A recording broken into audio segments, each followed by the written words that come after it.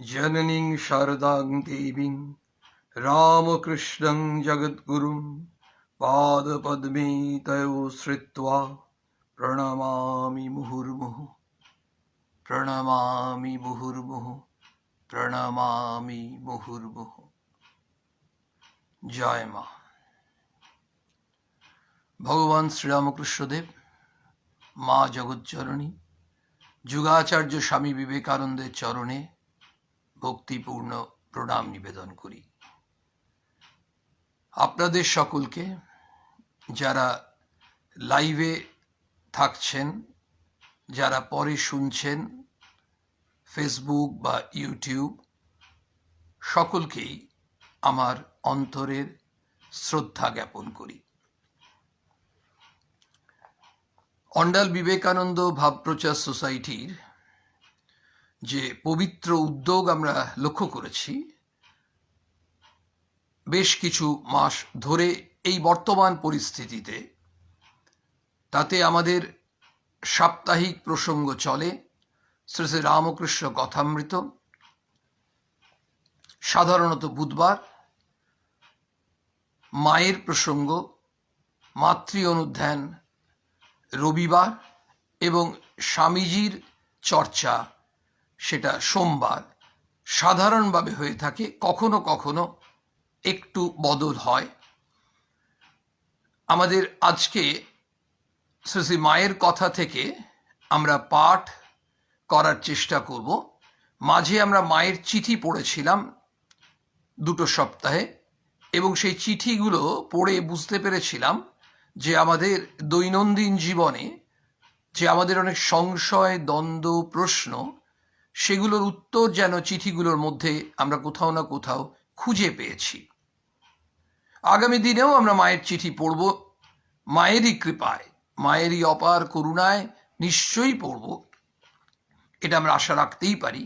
এবং যত আমরা এই মায়ের কথা, মায়ের প্রসঙ্গ করব, আমাদের মনের মলিনতা, সংকীর্ণতা, গোঁড়ামি, স্বার্থ চিন্তা, এগুলো আমরা ভাবি না ভাবি, জানি না জানি, এগুলো আমাদের কমতে বাধ্য। এটাই হচ্ছে আমাদের মস্ত বড় লাভ। আসলে আমরা যদি ভাবি আমরা আরেকজনকে শুধরে দেব, এটা কিন্তু আমাদের হয়তো কষ্ট কল্পনা হতে পারে। আগে নিজেকে শোধরাবার চেষ্টা করি। আসলে আমরা প্রত্যেকে সংশোধিত হতে পারি, প্রত্যেকে আরো বেশি করে উন্নত হতে পারি। উন্নতি বলতে কিন্তু সেই জাগতিক উন্নতি নয়। জাগতিক উন্নতি আমরা জানি, আমাদের আর্থিক অবস্থা সাধারণ মধ্যবিত্ত মানুষদের খুব খারাপ নয়। আমাদের হয়তো একটা চাকরি আছে, কি ব্যবসা আছে, ছেলেমেয়েরাও পড়াশোনা করেছে, প্রতিষ্ঠিত বা প্রতিষ্ঠিত হতে চলেছে, একটা সংসারে একটা লয় আছে। কিন্তু কোথাও যেন আমাদের ঘাটতি আছে। বিরাট ঘাটতিটা হচ্ছে যে আমরা সংসারে থেকেও কেন জানি না এত বেশি ঘোর সংসারী হয়ে যাচ্ছি যে আমরা ওই শান্তিটা খুঁজে পাচ্ছি না। মানে আমাদের সংসারে থাকতে হবে, কিন্তু সংসারী হলে হবে না। কথাটা একটু কন্ট্রাডিক্টরি মনে হতে পারে, শত বিরোধী। যিনি সংসারে থাকবেন তিনি তো সংসারী হবেন। ঠাকুর কিন্তু তা বলছেন না। ঠাকুর বলছেন সংসারে থাকবে, গৃহে থাকবে, তাতে দোষ কি? ঠাকুর বলছেন না গৃহে থাকবে, তাতে দোষ কি? কেমন করে থাকতে হয় সংসারে? ঠাকুর তো বলে দিলেন, পাকাল মাছের মতো থাকবে। পাকাল মাছ কি করে? পাকে থাকে, অথচ গায়ে পাক লাগে না। তোমরা সংসারে থাকবে, কিন্তু সংসারের ময়লা মনে লাগবে না। এই মনে সংসারের ময়লা যাতে না লাগে, সেই ব্যাপারে আমরা যদি সচেষ্ট হতে চাই, আমাদের ধরতে হবে মাকে। কেন? মা ওই সংসার জীবনে দেখিয়ে দিয়ে গেলেন। মা কি কম কষ্ট পেয়েছেন? মাকে কম গঞ্জনা সহ্য করতে হয়েছে?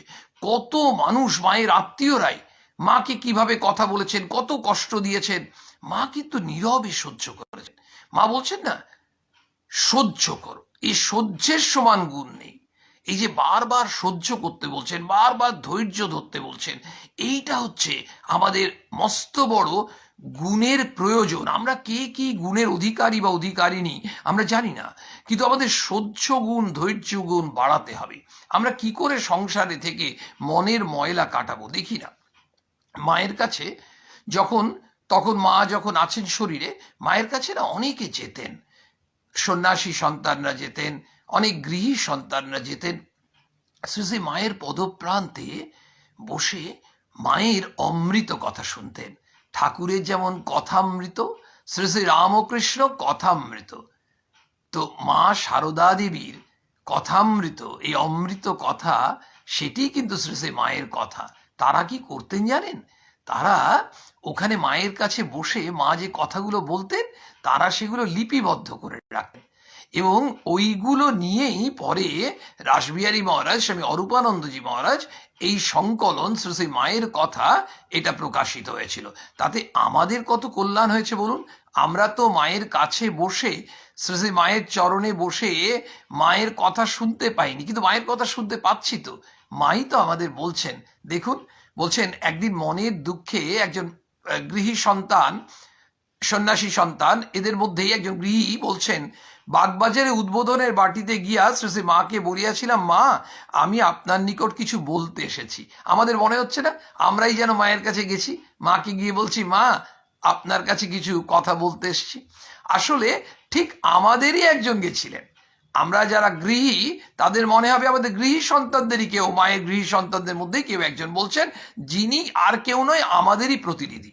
আবার যারা সন্ন্যাসী সন্তান আছেন, তারা নিশ্চয়ই ভাবেন, মায়ের কথা পড়তে পড়তে ভাবতে পারেন, আমাদের অনুমান, যে ওই সন্ন্যাসী সন্তানরা মাকে যখন জিজ্ঞেস করছিলেন, মা তাদের জন্য যে বিশেষ বিশেষ নির্দেশ দিয়েছেন বা কথাগুলো বলেছেন, উপদেশ দিয়েছেন, সেগুলো আমাদের ক্ষেত্রেও প্রযোজ্য।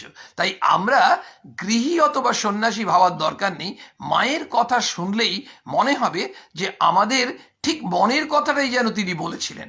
বলছেন, মা আমি আপনার নিকট কিছু বলতে এসেছি। মা বলছেন, কি বলো? আর মা তো কখনো এমন নয় যে কি বলতে এসছো, কেন আমি এখন শুনবো না, আমি কাজে ব্যস্ত আছি। মা তো কাউকে নিরাশ করছেন না, কখনো কাউকে হতাশ করছেন না, কখনো কাউকে মনে আঘাত দিচ্ছেন না, দুঃখ দিচ্ছেন না। আমরা ঠিক একইভাবে মায়ের কাছে যে শিক্ষা পাচ্ছি, আমরা অনেককে মনে আঘাত দিই, দুঃখ দিই, কষ্ট দিই, দিয়ে এসেছি, দিয়ে থাকি, হয়তো দেব।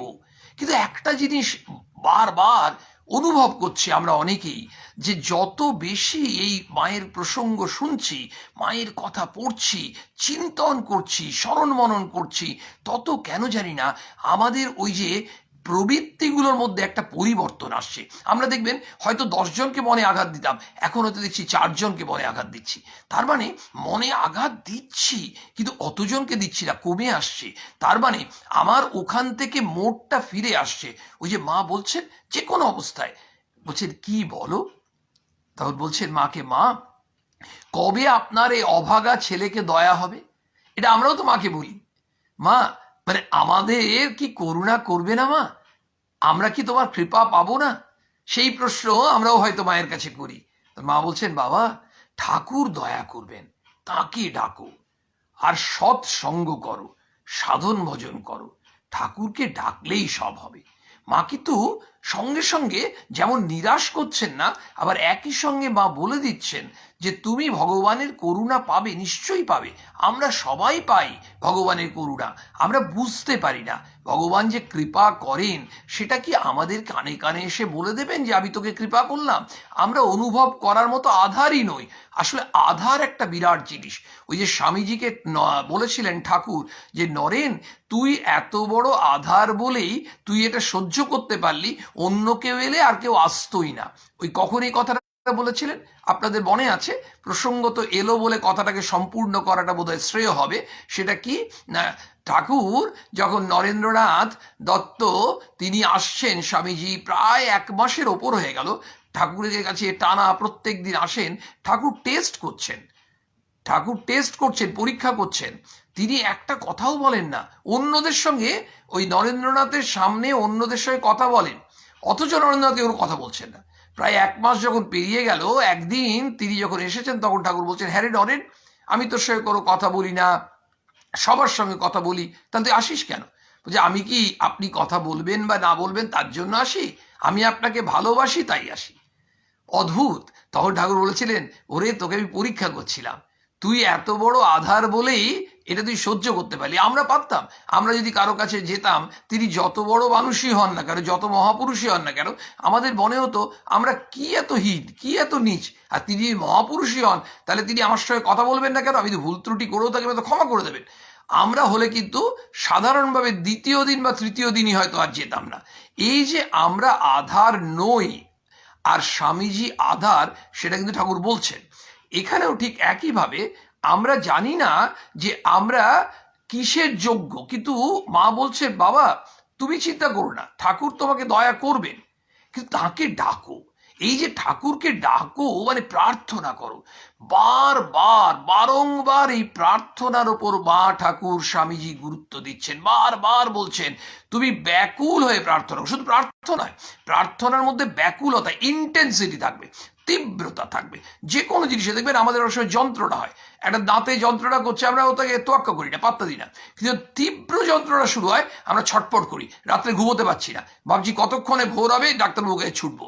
তাহলে তীব্রতা যে কোনো জিনিসের প্রতি যখন তীব্র ব্যাকুলতা থাকে, একটা ছেলে আইটি সেক্টরে চাকরি করছে বা একটা ছেলে বা একটা মেয়ে, অনেক সময় দেখা যায় যে ওদের মধ্যে একটা ব্যাকুলতা এসেছে, আমি কবে একবার বাইরে যাব, মানে বাইরে মানে ভারতবর্ষের বাইরে, অর্থাৎ কোম্পানি থ্রু দিয়ে আমাদের কত সিনিয়ররা যায়, কেউ আমেরিকা যাচ্ছে, কেউ কানাডা যাচ্ছে, কেউ চীন যাচ্ছে, কেউ অন্য জায়গায় যাচ্ছে, আমরা কেন পারবো না? আমরা সেই পড়ে আছি ব্যাঙ্গালোরে।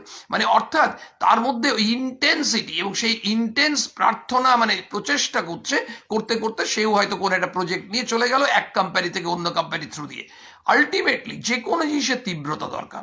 সেই জন্য মা বলছেন তুমি তাকে ডাকো, ঠাকুরকে ডাকো, আর সৎসঙ্গ করো। এবার মা একটা প্রেসক্রিপশন দিচ্ছেন, মা বলছেন সৎসঙ্গ, বারবার বলছেন।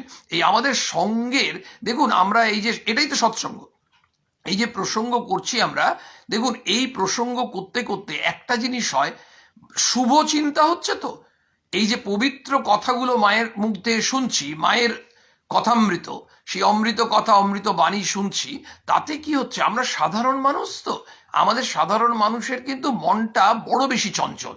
একেবারে স্থিতদি ব্রহ্মজ্ঞ মহাপুরুষ তারা মনটাকে অনেকটা কন্ট্রোল করতে পারে। আমাদের মনটা চঞ্চল এবং সাধারণত ধাবিত হয়, মনটা দৌড়োয় কোন দিকে না, আমাদের দৃষ্টিটা নিচুর দিকে।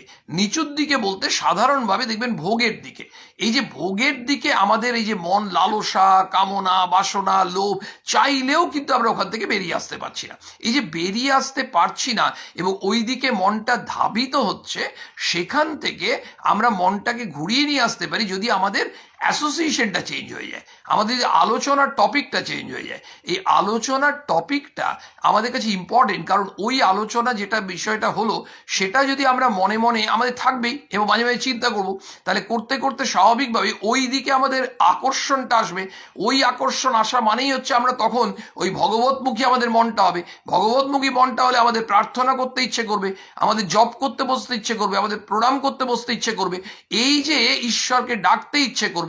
সেই জন্য তার জন্য বেসিক নিডটা কি? বেসিক নিড হচ্ছে সৎসঙ্গ করো, এটা হচ্ছে বেসিক নিড। তুমি যদি এইভাবে তুমি থাকো, তাহলে অটোমেটিক্যালি কি হচ্ছে, সাধন ভজন করো, আর ঠাকুরকে ডাকলেই সব হবে। তুমি ঠাকুরকে ডাকলে কি হবে না, মানে অর্থাৎ ভগবান অসম্ভবকে সম্ভব করেন। তখন বলছেন ওই করে তোমার কিছু হলো না, আমি ঠাকুরকে দেখিনি, কি ডাকবো? আপনার দয়া পেয়েছি, যদিও আপনি বলছেন, তবে আপনার এই অভাগা ছেলের জন্য আপনিই তাকে বলুন। অদ্ভুত কথা, মাকে গিয়ে বলছে মা আমি ওসব জানি না, আমি কি ঠাকুরকে দেখেছি? আর যদি আমার জন্য বলতে হয় তাহলে আপনি বলুন। মানে সেই বকল বাঁধেওয়া সেই গিরিশ ঘোষ ঠাকুরের কথা আমরা জানি। ঘটনা হচ্ছে যে তিনি যেন বলছেন যে আমি ওসব পারবো টারবো না, একেবারে মায়ের ওপর আবদার আছে। বলুন তো এই আবদারটা কে করতে পারে? সন্তান করতে পারে। কার ওপর করতে পারে? মায়ের ওপর করতে পারে। তো মা বলতে আমরা কোন মায়ের ওপর আবদার করি? আমাদের গর্ভধারিণী মা, গর্ভধারিণী মায়ের ওপর আমরা বোধহয় সবাই কিছু না কিছু আবদার নয়, এমন এমন আবদার করেছি, এত অন্যায় আবদার করেছি, যত কিছু মায়ের ওপর জোর। এবং সব থেকে বড় কথা হচ্ছে মা ছাড়া আর কারো কাছে আমরা এই আবদার করতে পারি না। আর আমাদের মা, শ্রী শ্রী মা, মা সারদা দেবী, তিনি তো আমাদের সকলের মা। তিনি তো আর বেছে বেছে XYZ ABCর মা নন।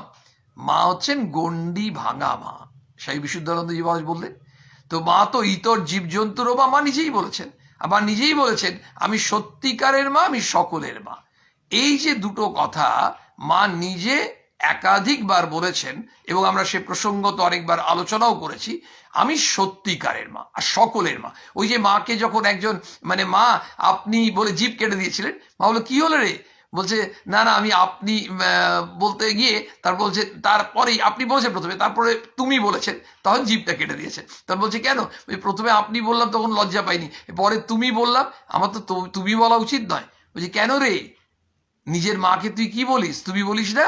তা আমি কে, আমি তো সত্যিকারের মা।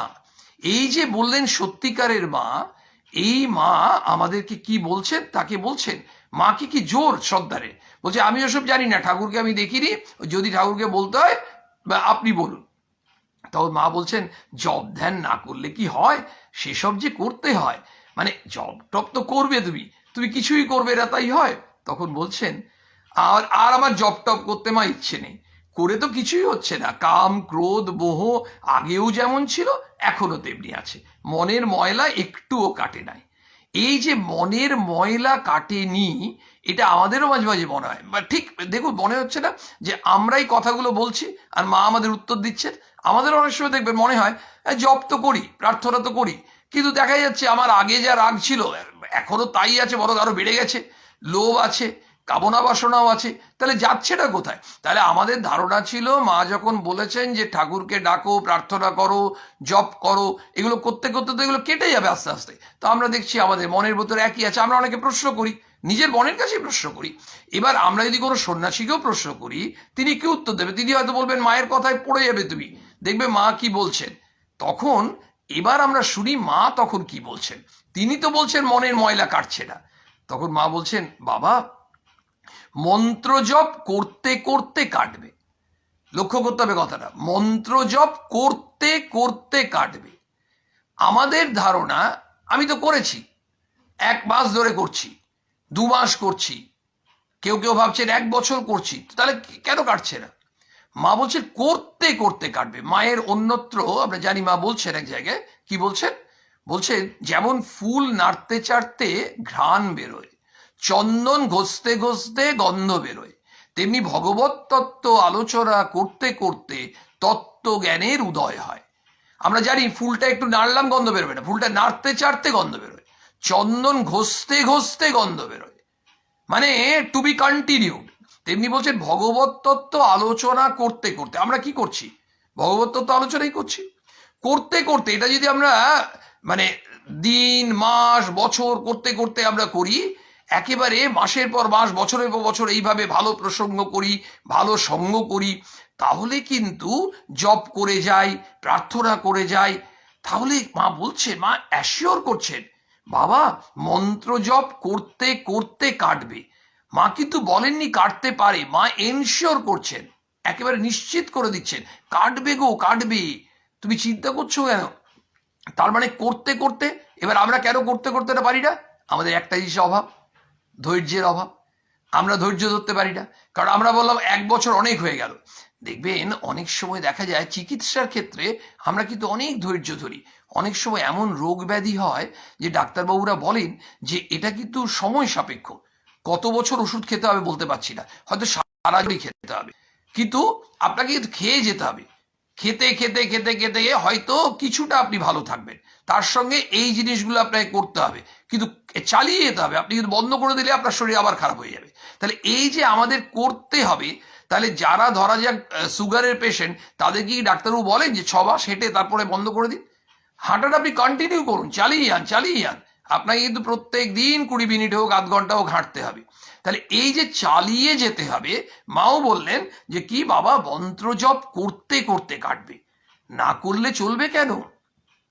পাগলামি করো না, মা বলছেন, মা ছেলেকে বকেন না, পাগলামি করো না, যখন সময় পাবে মন্ত্র জপ করো, ঠাকুরকে ডেকো, আবার ঘুরে মা ঠিক এক জায়গায়, তুমি ঠাকুরকে ডেকো আর মন্ত্র জপ, ওই জপটা চালিয়ে যাও, তুমি যে মন্ত্র পেয়েছো সেটা জপ করো, প্রার্থনা করো, ঠাকুরকে প্রার্থনা করো, মানে ঠাকুরই তোমায় শক্তি দেবেন, ঠাকুরই তোমাকে সাহস দেবেন, ঠাকুরই তোমায় শুভ চিন্তা দেবেন, সব তিনি দেবেন, কারণ তিনিই তো সর্বশক্তিমান, তার কাছেই তো আমাদের প্রার্থনা করতে হবে। আমাদের মন তো চঞ্চল হবেই, কিন্তু মনের মধ্যে কামনা, বাসনা, রাগ, লোভ এগুলো থাকবে। এই যে রিপু, কাম, ক্রোধ, লোভ, মদ, মোহ, মাৎসর্য এ তো থাকেই, কিন্তু মদ মারাত্মক।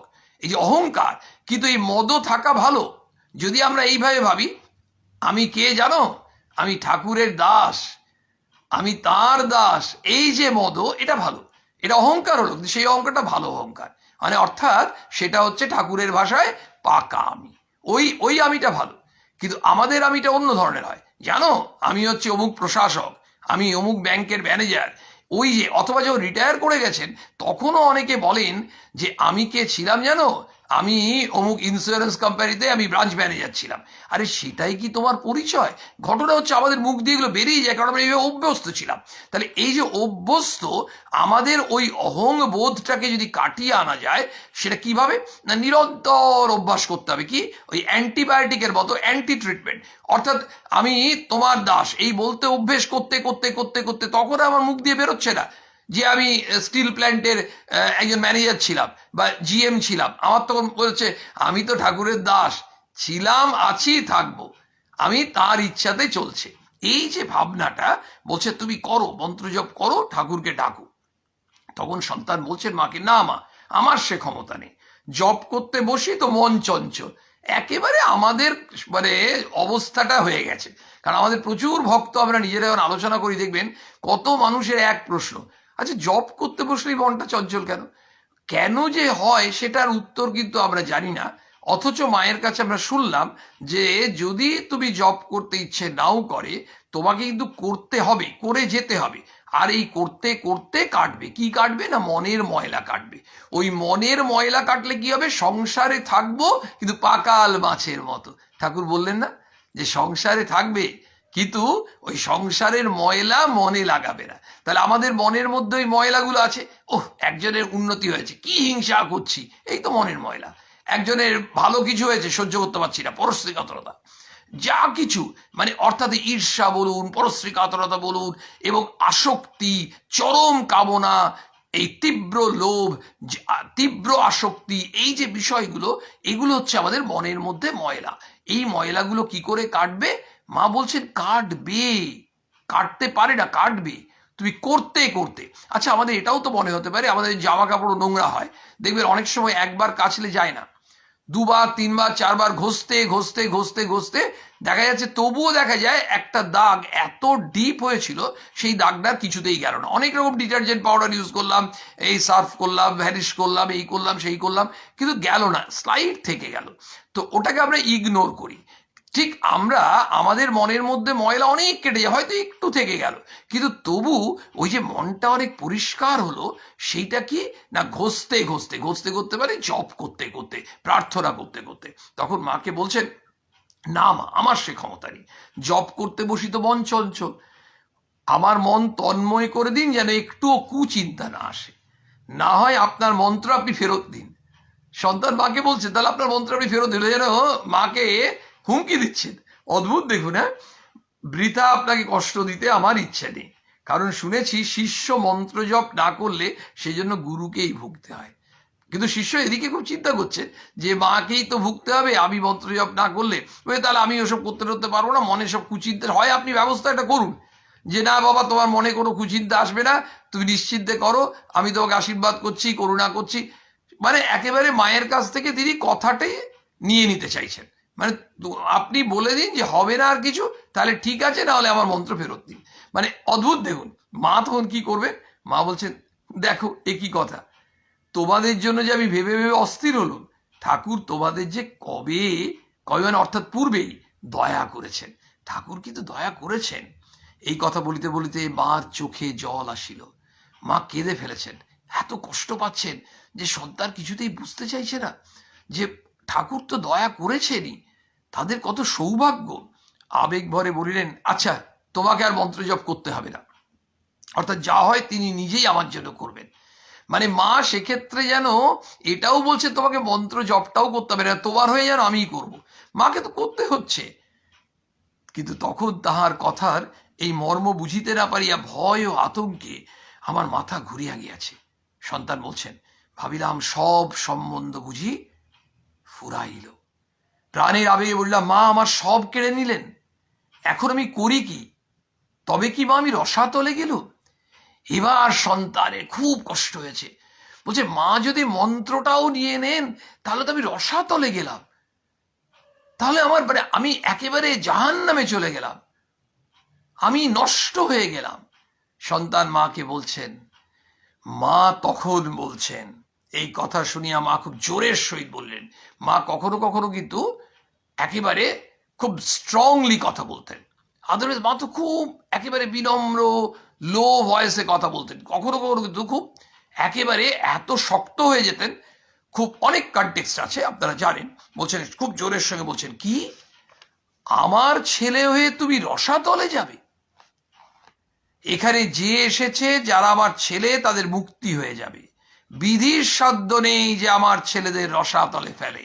আমরা সবাই দুহাত তুলে নাচতে পারি, আনন্দে নাচবো আমরা। মা আমাদেরকে বলে দিলেন আমরা মায়ের ছেলে, বলছেন বিধির সাধ্য নেই আমার ছেলেদের রসাতলে ফেলে। আমরা রসাতলে যাব না, যেতে পারি না, আমরা ভুল ট্র্যাকে যাব, আবার মা ফিরিয়ে নেবেন নিশ্চিত। আমরা নষ্ট হতে পারি না, সাময়িকভাবে নষ্ট হতে পারি, সাময়িকভাবে পথভ্রষ্ট হতে পারি, সাময়িকভাবে দিশাচ্যুত হতে পারি, কিন্তু মা উদ্ধার করবেন। মা নিশ্চিত করে বলে দিলেন, কি বিধির সাধ্য নেই। ওই যে যেমন আমরা বলি না যে কপালে যা লেখা আছে মানে কে খণ্ডাবে, none can alter the decree of fate. আবার স্বামীজি এক জায়গায় বলছেন, man is the creator of his own fate, own destiny. মানুষ নিজের ভাগ্য নিজে গঠন করবে। তেমনি আমরা যদি বলি আমাদের ভাগ্যে আছে, কপালে আছে, কেন?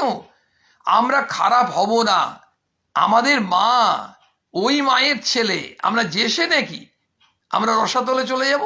তাহলে কত মানুষ তো, কত লোক কত খুন করে, ডাকাতি করে, নোংরামি করে, কত আমরা কি তার খবর রাখতে যাচ্ছি? কত মানুষের তার মধ্যে কত পরিবর্তন হয়, কত অনুতাপ হয়, কত অনুশোচনা হয়। আমরা সাধারণ মানুষ, এ তো ভুল করব, কখনো ভুল করব, কখনো ঠিক করব, কখনো ভালো করব, কখনো বন্ধ করব। কিন্তু আমরা যদি আক্ষেপ করি যে আমরা এত মন্দ কাজ করেছি, অন্যায় কাজ করেছি, আমরা সাধারণভাবে বলি পাপ করেছি, তাহলে আমাদের কি আর কোনোদিন এই পুনরুত্থান হবে? এই যে জাতি কিভাবে পুনরুত্থান হয়, ভারতবর্ষের পুনরুত্থান কি করে হচ্ছে? যদি আজকে আমরা সাধারণ মানুষ, আমরা যদি খুব স্বাভাবিকভাবেই আমাদের দিশাটা যদি এই মা যেটা বলছেন, অর্থাৎ তোমাদের ভালো হবেই, হয়তো আজকে না হোক 10 বছর পরে হবে, মানে ব্যাপারটা হচ্ছে আমাদের মধ্যে পরিবর্তন আসবে। আমাদের শুধু ভাবনা রাখতে হবে আমাদের মা আছেন সঙ্গে। তখন বলছেন, তবে মা এখন কি করব? সন্তান জিজ্ঞেস করছেন। মা বলছেন, আমার ওপর ভার দিয়ে নিশ্চিন্ত হয়ে থাকো। প্রত্যেকে নিজের বিবেককে জিজ্ঞেস করতে পারি আমরা। আজকে আলোচনার মধ্যে বলছি না, কিন্তু আলোচনা হয়ে যাওয়ার পর আমরা কখনো একটু ঠান্ডা মাথায় খুব ধীর স্থির হয়ে যখন থাকবো, তখন জিজ্ঞেস করতে পারি, নিজেকে নিজে জিজ্ঞেস করব, আমরা কি সত্যি মায়ের ওপর ভার দিয়ে নিশ্চিন্ত হয়ে থাকি? দেখব উত্তর আসে না, বেশিরভাগ ক্ষেত্রে। কারণ আমরা ওই কমপ্লিট সারেন্ডারিং যে অ্যাটিটিউড, সেটা আমাদের নেই। মা বললেন, আমার ওপর ভার দিয়ে নিশ্চিন্ত হয়ে থাকো, যা করবার তিনি করবেন, কিন্তু মনটাকে ওইভাবে তৈরি করতে হবে। মায়ের থেকে ভালো তো আর কেউ নেই, মানে আমার ভালোটা মায়ের থেকে বেশি তো কেউ বুঝবেন না। তো মা যখন আমাকে যেটা দেবেন সেটা সানন্দে মায়ের আশীর্বাদ এই হিসেবে গ্রহণ করতে হবে। যখন আমি মানসিক বা শারীরিক যন্ত্রণায় ভুগছি, তখনও মনে করতে হবে, মা তোমাকে তো সব ভার দিয়েছে, আমি নিশ্চিন্ত, আমি জানি এই যন্ত্রণা থেকে তুমি আমাকে মুক্ত করবে। কিন্তু যদি এটা ভাবি যে আমার কোনোদিন কোনো যন্ত্রণা হবে না, না মানসিক, না শারীরিক, না পারিবারিক, কোনো দিন এই ধরনের ভাবনা আমাদের সংকীর্ণ ভাবনা, ভ্রান্ত ভাবনা, কারণ আসবেই। সেই জন্যই ভগবানকে আরো বেশি করে ধরতে হবে, মাকে আরো বেশি করে ধরতে হবে। কেন? কারণ আমার সমস্যা, আমার বিপদ তুমি তো উদ্ধার করবে। তোমার উপর ভার দিয়েছি, তুমি আমাকে শক্তি দাও, তুমি আমাকে বুদ্ধি দাও, তুমি আমাকে চিন্তা করতে সাহস করো, সাহায্য করো, তুমি আমাকে করুণা করো, যাতে আমি সমস্যার সমাধান খুঁজে বার করতে পারি। সমস্যার সমাধান যেন মা কৃপা করে আমাকে রাস্তা বাতলে দিলেন। এই যে বিশ্বাস, এটাই হচ্ছে শরণাগতি। এই শরণাগতিটা মা চাইছেন, আমাদের সেই শরণাগতি আসুক, কমপ্লিট সারেন্ডার। বলছেন হে জীব শরণাগত হও, কেবল শরণাগত হও। মা বলছেন আমার উপর ভার দিয়ে নিশ্চিন্ত হয়ে থাকো। মা স্বয়ং বলেছেন, আর এটা সর্বদা স্মরণ রেখো যে তোমাদের পেছনে এমন একজন রয়েছেন যিনি সময় আসলে তোমাদের সেই নিত্য ধামে নিয়ে যাবেন। আহ, কি অসাধারণ কথা। তখন মাকে জিজ্ঞেস করছে সন্তান, মা যতক্ষণ আপনার নিকট থাকি খুব ভালো থাকি, সংসারের কোনো চিন্তা আমার থাকে না। এটা আমাদের কোথায় হয় বলুন তো? আমরা যখন জয়রামবাটির মন্দিরে গিয়ে বসি, কি বেলুড় মঠে বসলাম, কি কামারপুকুরে বসলাম, কোনো এই ধরনের তীর্থস্থানে আমরা যাই, তখন মন্দিরে কিছুক্ষণ বসে থাকলে মনটা এমন হয়ে যায়, ওই মায়ের মুখের দিকে তাকিয়ে আছি, ঠাকুরের মুখের দিকে তাকিয়ে আছি, এমন হয়ে যায় দেখবে তখন সংসারের চিন্তা, অফিসের চিন্তা, পরিবারের ছেলে মেয়ের এসব কেন জানি না মনের মধ্যে থাকে না। তেমনি যদি কোথাও একটা আমরা সদ্গুরুর কাছে বসেছি, কিংবা কোনো সন্ন্যাসীর কাছে বসেছি, তার সঙ্গে কিছু কথা হচ্ছে, সৎ প্রসঙ্গ হচ্ছে, বা নিজেদের মধ্যেও কোনো সৎ প্রসঙ্গ হচ্ছে, তখন দেখবেন আমাদের মনের মধ্যে ওই চিন্তাগুলো কিছুক্ষণের জন্য আসে না। তো মায়ের কাছে যিনি বসে থাকেন, বসার সুযোগ পেয়েছেন যারা, তাদের তো বিরাট সৌভাগ্য। তো বলছেন যে আপনার কাছে যতক্ষণ থাকি মা খুব ভালো থাকি, সংসারে কোনো চিন্তা আমার থাকে না। আর যেমন বাড়ি যাই, এখান থেকে যেই বাড়িতে গেলাম অমনি মনে নানা কুচিন্তা আসে, আবার সেই পুরনো অসৎ সঙ্গীদের সঙ্গে মিশি, আর অন্যায় কাজ করি, যত চেষ্টা করি কিছুতেই কুচিন্তা দূর করতে পারি না। এটাও দেখবেন অনেকের হয়। তো ওই বেলুড় মঠ থেকে এলাম, ধরুন যিনি চুরি করেন তিনিও বেলুড় মঠে গেছেন, যিনি একজন সাধু প্রকৃতির মানুষ, সৎ প্রকৃতির মানুষ, তিনিও বেলুড় মঠে গেছেন। সৎ প্রকৃতির মানুষ তিনি ঠাকুরঘরে প্রণাম করে বেরিয়ে এসে আরও সৎ কাজের জন্য ভাবছেন। যিনি চুরি করাই যার পেশা, তিনি ওখান থেকে বেরিয়ে এসে আবার সেই চুরি করতেই যাবেন। তার মানে ওই যে জায়গাটায় গিয়ে বসলেন, তা সত্ত্বেও চুরি করার প্রবৃত্তিটা চলে যাচ্ছে না একেবারে। এগুলো তো সাধারণভাবে অ্যাবসার্ড চিন্তা হবে যে একজন চোর বেলুড় মঠে ঢুকলো, মন্দিরে বসলো, আধ ঘন্টা পর চলে এলো, ঠাকুরের দিকে তাকিয়েছিল, প্রার্থনা করলো, তারপর থেকেই ইমিডিয়েটলি চৌর্যবৃত্তি ছেড়ে দেবে। এর সাধারণত হয় না, ব্যতিক্রম হতেই পারে। ভগবান কাকে কি করবেন এসে আমরা কি করে জানবো? কিন্তু এই সন্তান মাকে বলছেন যে যতক্ষণ আপনার কাছে আছি খুব ভালো আছি, ভালো ভালো চিন্তা করি, আপনার কথা শুনছি, আপনার সান্নিধ্য পাচ্ছি। যেই বাড়িতে যাচ্ছি আবার কোত্থেকে সেই খারাপ চিন্তাগুলো আসছে, এই অসৎ সঙ্গী যারা, তাদের সঙ্গে মেলামেশা করছি, অন্যায় কাজ করছি। এইগুলো কেন হচ্ছে? কিছুতেই মন থেকে কুচিন্তাগুলো দূর করতে পারছি না। এইবারে মায়ের উত্তর শুনবো, কারণ এটা আমাদেরও হয়, আমাদেরও কিন্তু এই ধরনের হয়। আমাদের কুচিন্তা পারে কি, ধরুন আমাদের মনে হয়েছে কারোর সঙ্গে আমার শত্রুতা হয়েছে, এবার মনে হলো যে আমি তাকে প্রতিশোধ তো নিতেই হবে, ও আমাকে যে 4টে কথা শুনিয়েছে এর জবাব আমি অন্ততপক্ষে আরো 6টা বেশি কথা বলে দিতে হবে, নাহলে তো আমি হেরে গেলাম। এই আমাদের মনের মধ্যে কাজ করে। হয়তো আমরা চুরি ডাকাতি করলাম না, কিন্তু এমনভাবে কিছু কথা বললাম যেটা ওই ধরনের অন্যায় কাজের থেকে কম কিছু নয়। একটা মানুষকে চরমভাবে যদি আহত করা যায় ওই শব্দ বানে, তাহলে কিন্তু এমনি তীরের থেকে কম নয়। স্বাভাবিকভাবেই অনেকে আবার মিছরিত ছুরি হন। তো এই যে জায়গাটা, সেগুলো আমাদের কেন হয়? কারণ আমরা আমাদের ভেতর ওই প্রবৃত্তিগুলো এমনভাবে সেই এঁটে কাদার মতো বসে আছে, ওগুলোকে সরাতে হবে। তো কি করে সরাবো? সেখানে মা সুন্দর বলছেন, শুনুন। মা বলছেন ও তোমার পূর্বজন্মের সংস্কারে হচ্ছে। তাহলে কেন হয় আমাদের? আমাদের মধ্যেই আপনারা যারা বসে আছেন পরে শুনবেন, বলে কই আমার তো হয় না। তার মানে আপনার পূর্বজন্মের সংস্কার খুব ভালো। আমাদের যাদের অনেকের হয় তাদের কেন হয়? আমাদের হয়তো পূর্বজন্মের সংস্কারটাও তো ভালো নয়। পূর্বজন্ম, তার সংস্কার, প্রারব্ধ কর্মের ফল, এগুলো কিন্তু সত্য, এগুলো ফেস করতেই হবে। তাহলে আমরাও যখন নিজের চাকরি করতে যাচ্ছি, ব্যবসা করতে যাচ্ছি, আবার কিন্তু ওখানে গিয়ে আমি ঠাকুর ঘরে ছিলাম যখন, তখন কিন্তু বলছি লোককে ঠকাবো, এখানে এসে আবার লোককে ঠকাচ্ছি, তাহলে আবার অন্যায় কাজ করছি কেন, প্রতারণা করছি কেন? মা বলছেন এগুলো তোমার পূর্বজন্মের সংস্কার, কিন্তু তোমার এগুলো কেটে যাবে। কি করে কাটবে? এবার মায়ের প্রেসক্রিপশন শুনি। মা কত বড় দেখুন, আমাদের মনের কথা, আপনার মনের কথা বুঝবেন না তো কি ডাক্তারবাবু বুঝবেন? মা বলছেন জোর করে হঠাৎ কি ও ছাড়া যায়? মানে এই যে এগুলো হচ্ছে, এগুলো জোর করে হঠাৎ করে কাল থেকে বললাম, ওই যে বললাম একজন যে ডাকাতি করে, চুরি করে, পকেট মার, প্রতারণা করে, সে কি কাল থেকে হঠাৎ করে যে ঘুষ নেয় সে কাল থেকে সব পাল্টে যাবে? একদিনে রাতারাতি হয়ে যাবে? হয় না। কিন্তু ওই যে মা বারবার বলছেন করতে হবে, তার জন্য মা কি কি প্রেসক্রিপশন দিচ্ছেন আমরা শুনি। বলছেন সৎ সঙ্গে মেশো, ভালো হতে চেষ্টা করো।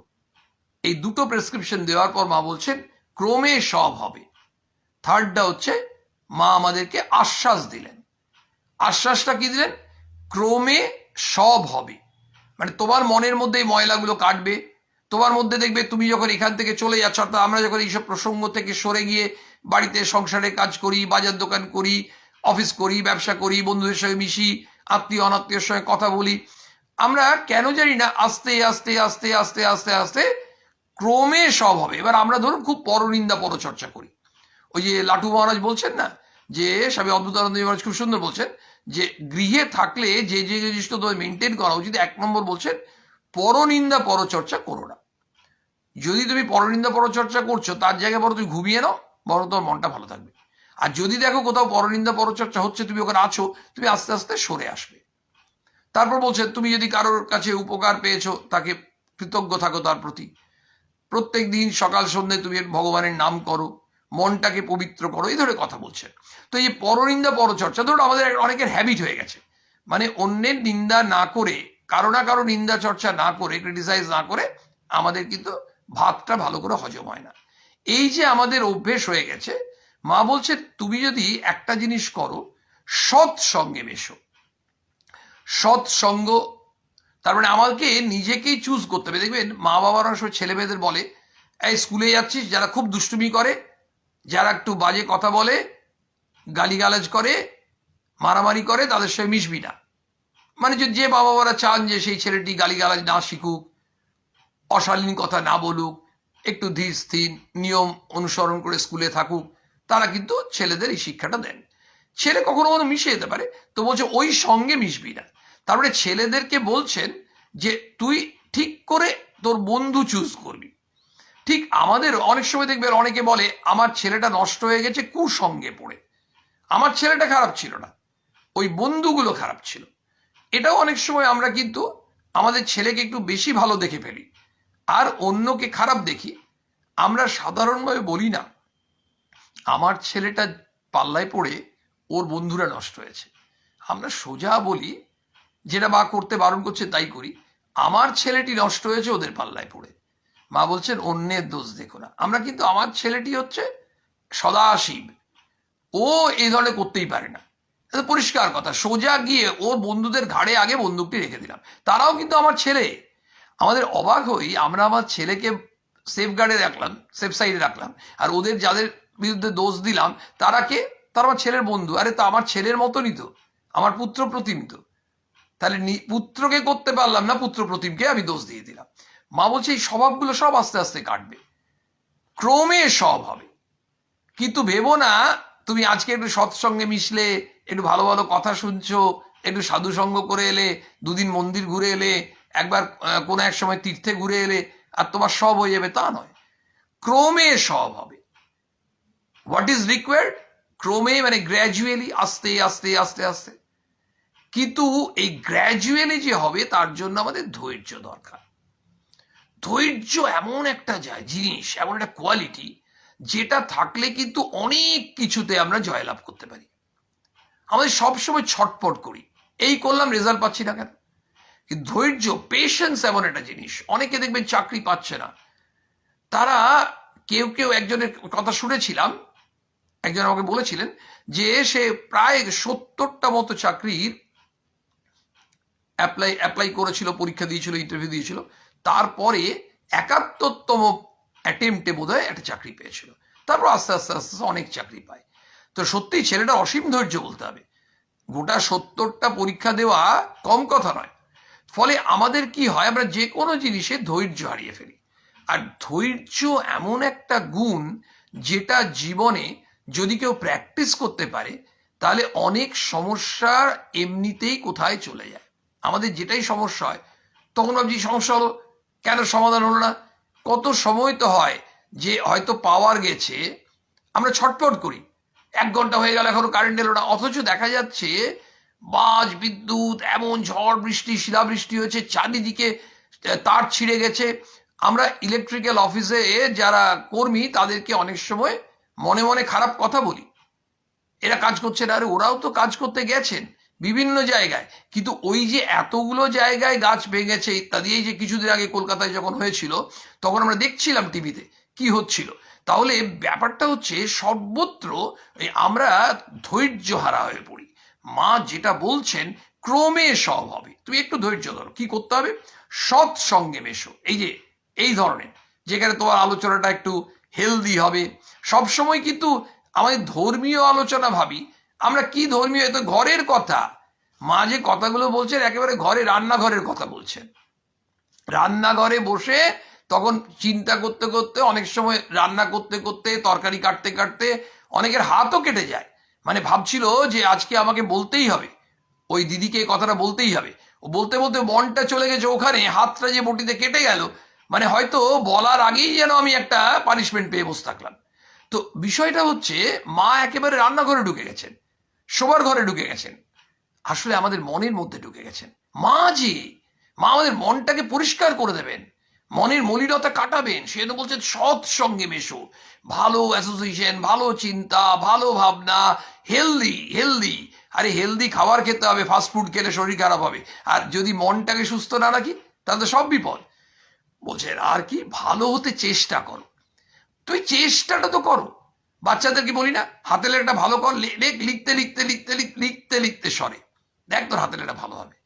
তা চেষ্টা তো কর। যখন ছেলেটা বলে আমার অঙ্ক হবে না, আমি পারবো না, তখন মাস্টারমশাই বলেন, মা বাবারা বলেন, যারা পজিটিভ মাইন্ডেড তারা বলেন যে তুমি চেষ্টা করো, দেখবে তুমিও পারবে।